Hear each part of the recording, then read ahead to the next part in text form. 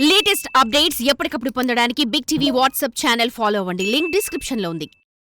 అంటే మీరు ఎక్స్పెక్ట్ చేశారా? అంటే పార్టీ దెబ్బతింటోంది, ఈ వ్యవహార శైలి వల్ల ఇబ్బంది పడి వచ్చే ఎన్నికల్లో పార్టీ ఓడిపోతుందన్న భావనలోకి వచ్చారు మీరు అంతకుముందు?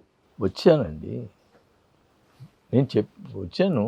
నేను అన్ని ఇప్పుడు ప్రాబ్లం నా రాత ఎట్లాంటిదంటే, మాగుంట శ్రీనివాసరెడ్డి గారు చిన్న రేవంత్ రెడ్డి గారి ఫంక్షన్కి వెళ్ళాడని చెప్పి ఎంపీగా టికెట్ తీసావు.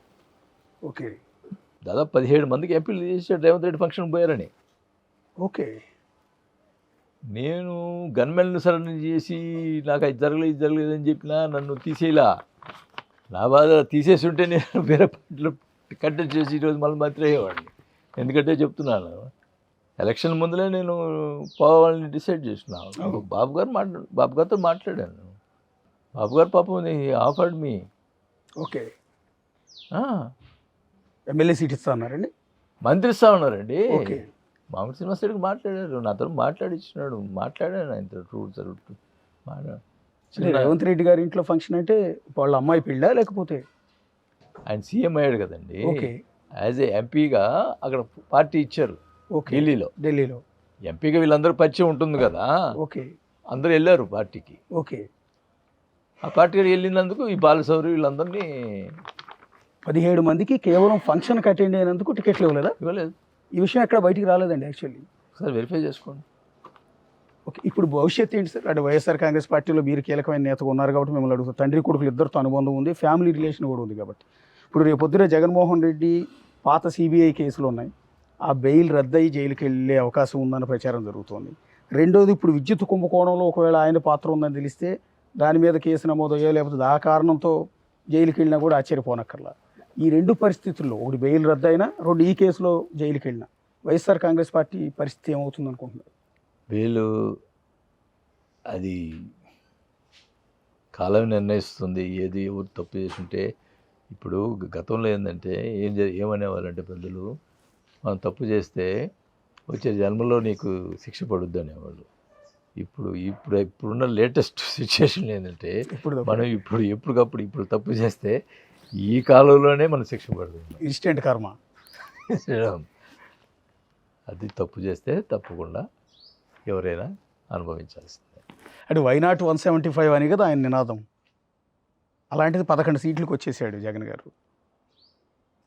ఇలా ఆ పార్టీ నేతగా, ఇప్పుడు జనసేన పార్టీ నేత బాలినేని శ్రీనివాసరెడ్డిగా కాకుండా మాజీ మంత్రి బాలినేని శ్రీనివాసరెడ్డిగా నేను అడుగుతున్నాను. వైనాట్ 175, వైనాట్ కుప్పం అన్న వ్యక్తి ఈరోజు 11 సీట్లకు పరిమితం అయిపోయి పొజిషన్ కూడా లేని పరిస్థితుల్లో అసెంబ్లీకి కూడా వెళ్ళట్లా. అంటే పథకాలు ఇచ్చాడండి, కొన్ని పథకాలు. ఆ పథకాలే నన్ను గెలిపిస్తాయి అనేది ధీమాతోటి ఉంటాం. ఫస్ట్ కార్యకర్తలను విస్మరించటం, కార్యకర్తలను పక్కన పెట్టడం. కార్యకర్తలకు ఏం జరిగింది?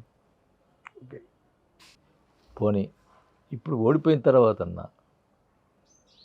రియలైజేషన్ ఉండాలి కదా.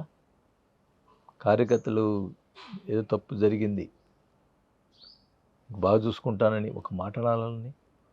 ప్రజలు తప్పు చేశారంటే ఏం చేయాలండి? ఇప్పుడు ప్రజలు తప్పు ఎందుకు చేస్తారు? నువ్వు తప్పు చేస్తే కదా ప్రజలు.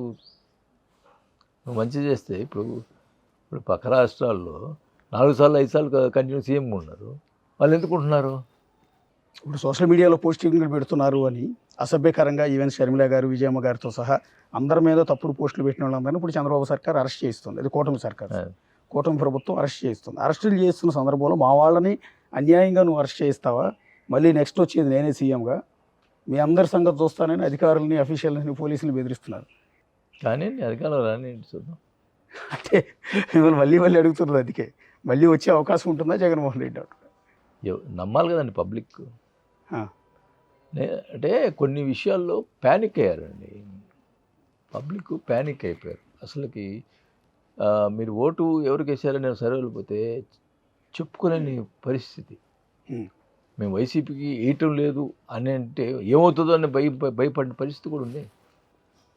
అని ఇప్పుడు ఆయన ఏమంటున్నాడు, టోటల్గా గెలుపు నా వల్లే గెలుస్తారు అని చెప్పినాడు. ఇప్పుడు అందరూ ఓడిపోయినారు, ఇప్పుడు అందరూ ఆయన వల్లే ఓడిపోయినట్టే కదా.